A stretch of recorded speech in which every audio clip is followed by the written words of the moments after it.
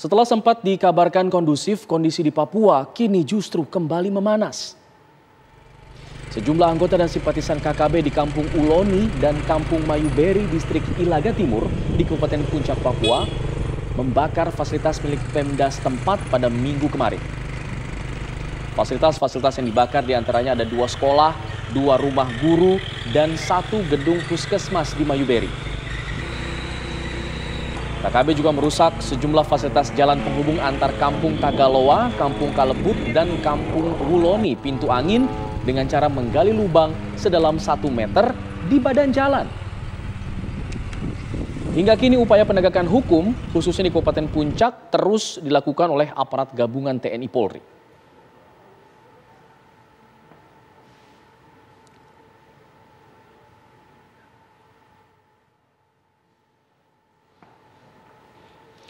Ya, sebelumnya pemirsa, kekerasan yang dilakukan kelompok kriminal bersenjata atau KKB di Papua ini meningkat dalam kurun waktu beberapa bulan terakhir. Korban jiwa berjatuhan termasuk sejumlah anggota TNI, Polri, dan juga warga sipil. Pemerintah pun menegaskan sederet penyerangan oleh kelompok kriminal bersenjata di Papua tersebut adalah tindakan terorisme.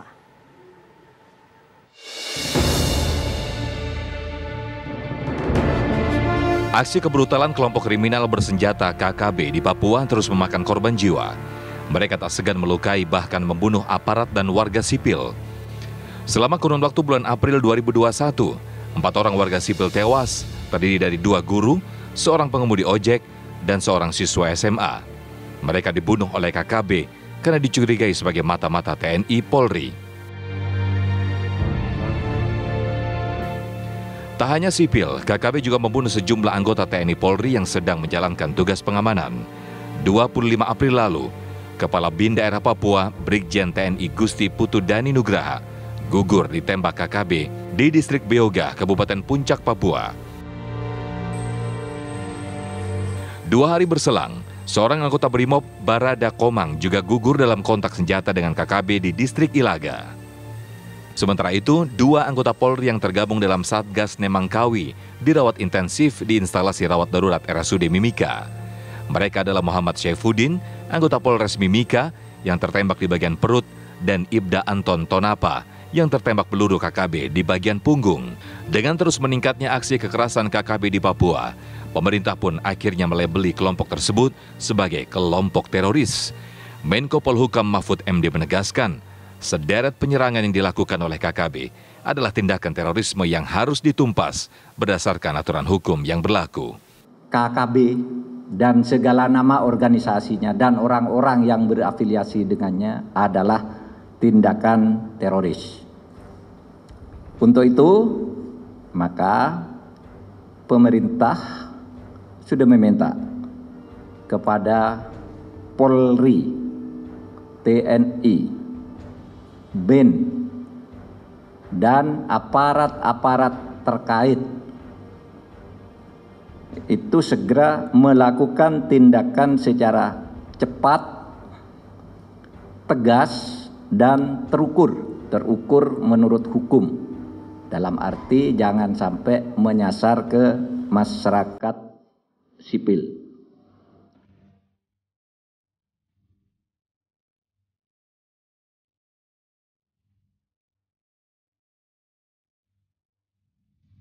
Tim TV One mengabarkan.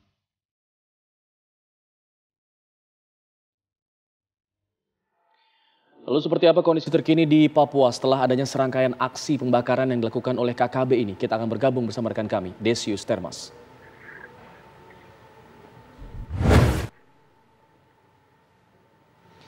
Desius, apakah sudah ada informasi mengenai bagaimana penanganan terhadap teror yang dilakukan oleh KKB ini?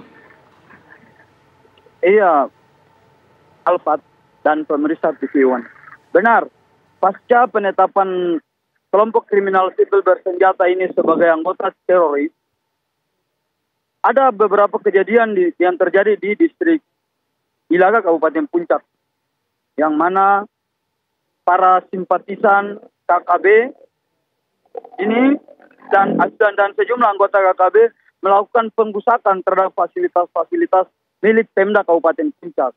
Di antaranya ada 2 sekolah, yang dibakar, kemudian perumahan guru ada 2, kemudian ada puskesmas. Puskesmas ini lama, itu dulu jadi puskesmas, sekarang dipakai untuk tempat jualan masyarakat di sana, untuk membantu perekonomian di sana. Itu yang terjadi di distrik Beoga pasca penetapan KKB sebagai teroris. Alfat. Iya, artinya setelah ditetapkan sebagai kelompok teroris, mereka justru lebih berulah lagi, dan bagaimana kemudian penanganan dari pihak keamanan di sana?